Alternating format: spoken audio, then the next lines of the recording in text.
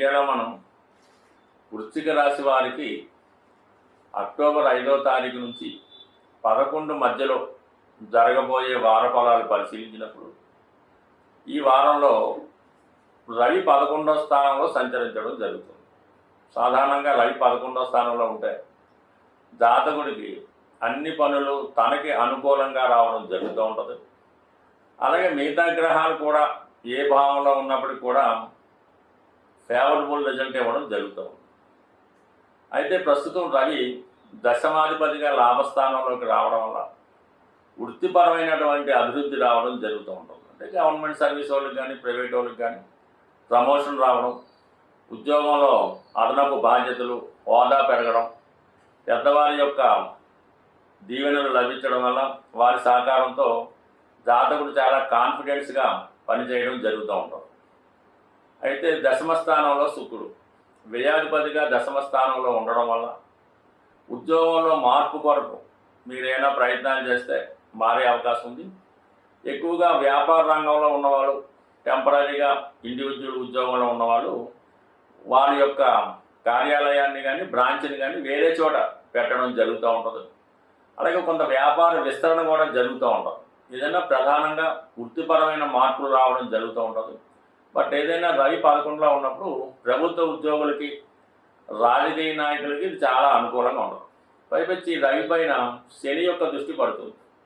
మరి ఈ కారణం వల్ల మీకు ఏదైనా వారసత్వంగా నామినేటెడ్ పోస్ట్ లాంటిది ఏదైనా రావాల్సి ఉంటే, అంటే మీ పెద్దవారు ఏదో కారణాల వల్ల పదవి విరమణ చేస్తే ఆ ఉద్యోగం మీకు రావాల్సి ఉన్నా, ఏదైనా ఒక రాజకీయ పార్టీలో మీకు ఆ విధమైన హోదా రావాల్సి ఉన్నా కంపల్సరీగా ఈ సమయంలో అటువంటి అధికార హోదా కలిగినటువంటి పదవి లాంటిది వచ్చే అవకాశం ఉండదు.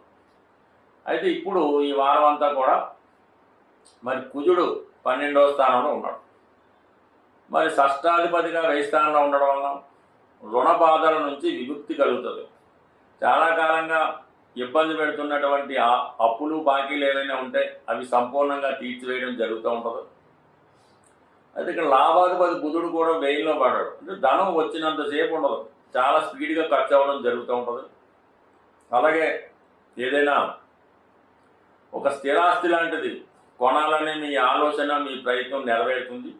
కొన్ని సందర్భాల్లో ఏదో ఒక ముఖ్యమైన పని కోసం దాచినటువంటి ధనం తప్పనిసరిగా మీ యొక్క బంధువులకో, రక్త సంబంధికులకో, స్నేహితులకో అప్పుగానో లేదంటే సహాయంగానో ఇవ్వవలసి ఉన్నది. ఆ కారణం వల్ల ఏంటంటే మీరు సాధ్యమైనంత వరకు ఏదైనా మీకు ధనం ఉంటే ఏదో మంచి గృహం, స్థలం వాటి మీద ఇన్వెస్ట్ చేయాలి తప్ప అధిక వడ్డీకి ఆశపడు ఇక బంధుత్వానికో స్నేహానికో విలువిచ్చి వారికి ధన సహకారం చేస్తే అంటే ఈ సమయంలో మీరు ఇచ్చినటువంటి ధనం తిరిగి రావడం అనేది చాలా కష్టం అవుతుంది. కాబట్టి ఈ విషయంలో కొద్దిగా జాగ్రత్త పడి సరైనటువంటి పద్ధతిలో పెట్టుబడి పెట్టుకోవడం మంచిది. అంటే కుజుడు కాబట్టి భూమి మీద పెట్టుకోవచ్చు. సరే బుధుడు కాబట్టి ఏదైనా పిల్లల్ని చదివించడం, ఏదైనా మంచి షేర్లు ఏమైనా ఉంటే వాటి మీద ఆలోచించి పెట్టుకోవాలి తప్ప దేని మీద పడితే దాని మీద పెట్టడం కానీ ఎవరికి పడితే వాళ్ళకి ధనం ఇవ్వడం వల్ల నష్టపోయే అవకాశం ఉన్నది. అలాగే ప్రధానంగా మీకు ఈ రాహు కేతువులు, ఈ రాహు 4వ స్థానంలో సంచరించడం, కేతు 10వ స్థానంలో సంచరించడం వల్ల ఎప్పుడు వృత్తిపరమైన సమస్య ఏదో ఒకటి రావడం జరుగుతూ ఉంటుంది. మీరు ఎంత కష్టపడి అటు ఇంట్లో ఉన్న సమస్యలు కానీ ఉద్యోగపరమైన సమస్యలు కానీ సర్దుబాటు చేస్తున్నా ఇంకొక సమస్య మీకు రావడం జరుగుతూ ఉంటుంది. మొత్తం మీద ఈ వారం 10వ తారీఖు తర్వాత సప్తమాధిపతిగా ఉన్నటువంటి శుక్రుడు 11వ స్థానంలోకి రావడం జరుగుతుంది. దానివల్ల మీ జీవిత భాగస్వామి యొక్క హోదా పెరగడం, వ్యక్తిగతంగా మీరు స్త్రీ అయి ఉంటే మీకు ఏదైనా ప్రభుత్వ ఉద్యోగం కానీ ప్రైవేట్ ఉద్యోగం కానీ వచ్చే అవకాశం కానీ లేదంటే మీ యొక్క పుట్టింటి వారి యొక్క సహకారం కానీ సంపూర్ణంగా లభించే అవకాశం ఉంది.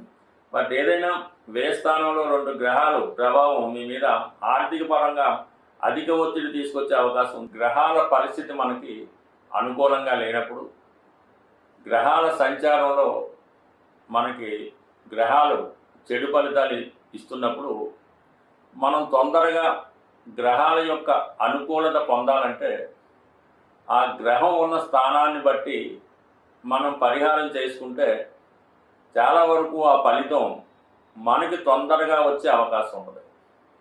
అంటే ప్రస్తుతానికి శని భగవానుడు మీనరాశిలో జలతత్వ రాశిలో ఉండడం వల్ల శనికి అధిదేవత అయినటువంటి శివుడికి అభిషేకం చేయడం ద్వారా మీరు తొందరగా మంచి ఫలితాన్ని పొందుతూ ఉంటారు. శని యొక్క అనుగ్రహానికి లోనయ్యే అవకాశం ఉంటుంది.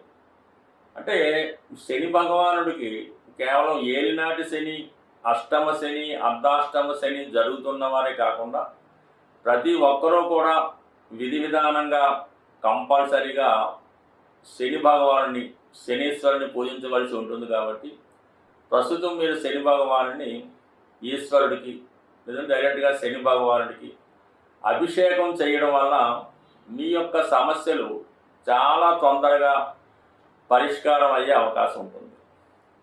అలాగే ఏదన్నా ఒక గ్రహం అగ్నితత్వ రాశిలోకి వచ్చినప్పుడు, అంటే మనకి ఏదో గ్రహం అనుకూలంగా లేదు, అది మేష, సింహ, ధనుస్సులోకి వచ్చినప్పుడు మీరు ఆ గ్రహానికి హోమం చేయవలసి ఉంటుంది.